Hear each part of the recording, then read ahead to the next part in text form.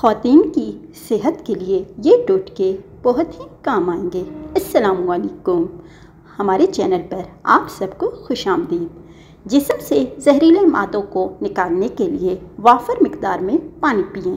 तमाम मीठे खाने जैसे पेस्ट्री, मिठाई, कस्टर्ड, आइसक्रीम से बचना चाहिए। रोज़ाना 1 या 2 पके हुए केले खाएं। 1 गिलास ताज़ा गंडेरी का जूस तरजीही तौर पर बग़ैर किसी चीनी के दिन में 1 बार पिएं। कुछ धनिया के बीजों को रात भर पानी में भिगोकर रख दें और पानी को कशीद करने के बाद सुबह खाली पेट पी लें। वर्जिशें और सुबह की सैर को मामूल बनाना चाहिए, क्योंकि जब जिस्म कशीदगी से पाक होता है तो बीमारियों के ख़िलाफ़ क़ुव्वत मुदाफ़ियत बढ़ जाती है। रहम की रसोली से बचने के लिए सेब का सिरका काफ़ी फ़ायदेमंद है। इसके अंदर कुदरत ने बड़ी ताकत रखी है। सिरका खाना सुन्नत रसूल सल्लल्लाहु अलैहि वसल्लम भी है। 1 खाने का चम्मच सेब का सिरका 1 गिलास नीम गर्म पानी में मिलाएं और नहार मुँह पिएं। और खाने में चिकन का इस्तेमाल कम करें कि ये ही इसी बीमारी की वजह है। बच्चे की पैदाइश के बाद माँ के लिए दलिया एक मुकम्मल ग़िज़ा है, जिसमें मौजूद फ़ाइबर कब्ज़ दूर करता है, अगरचे इसमें कैलोरीज़ कम होती हैं। दलिया फ़ौरन तवानाई बहाल करता है और शुगर होने से बचाता है। नाश्ता में 1 प्याला दलिया खाने से पूरा दिन माँ का दूध ज़्यादा आता है। हरे पत्ते वाली सब्ज़ियाँ।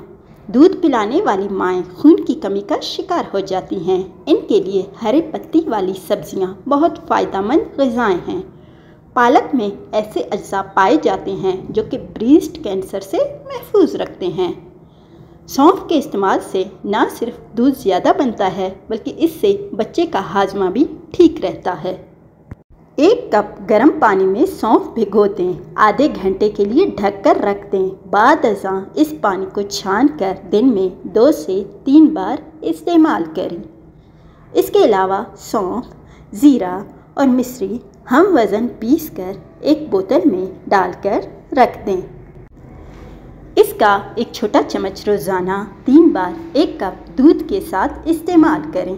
2 हफ्तों में इसका असर ज़ाहिर होना शुरू हो जाएगा। गाजर में मौजूद विटामिन ए माँ के दूध की ख़ुसूसियात में इजाफ़ा करता है। गाजर को दूध में पकाकर सूप या जूस की सूरत में लेना ज़्यादा बेहतर है। दूध पिलाने वाली माएँ कच्ची गाजर खाने से गुरेज करें। रोज़ाना 4 अदद खजूर खाने से औरत की जिस्मानी कमज़ोरी ख़त्म हो जाती है। खजूर के खाने से सेहत पर बेहतर असरात मुरतब होते हैं। ज़चकी के पहले हफ्ते सिर्फ कमरे में टहलिए। ज़चकी के पहले हफ्ते में वर्जिश से बचना चाहिए।